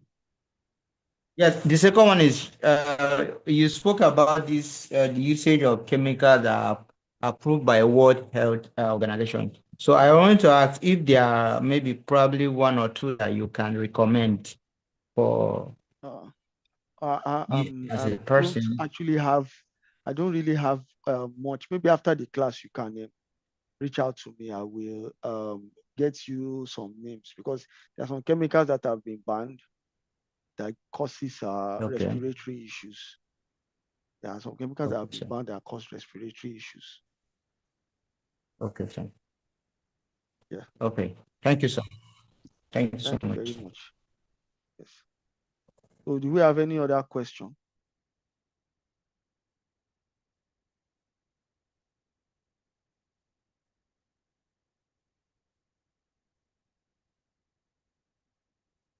Okay, David Thomas. Okay, hello, can you hear me, sir? Yeah, I can hear you. All right. On my own part is still on the energy management issue. For instance, like in my organization, our office space, we use a HVAC. There are some meeting rooms that meeting is not going on, and the place is not used, and yet the ACs are still running. So in such situation, how are we going to turn off the HVAC AC, which the connection is generally linked to all sessions? My experience with HVAC is that they are indoor and outdoor units. Yeah. Yeah, you can turn off the indoor units from the remote or from the thermostat. Okay. Because some thermostats control about 2 offices. That's how they link it, like in my own office space. Okay. You don't have remotes. They do. The remote, you'll be able to turn it off. Okay. Either via RUV or cassette. The remote should be able to power. You should be able to control 1 indoor unit. The AHU, air handling unit, might be in the ceiling, but the cassette unit itself, you should be able to control it with the remote. Okay. All right. Thank you. Yes. So thank you, everyone. Thank you for your time. Thank you, sir. Yeah. So in the absence of no further question, have a good night.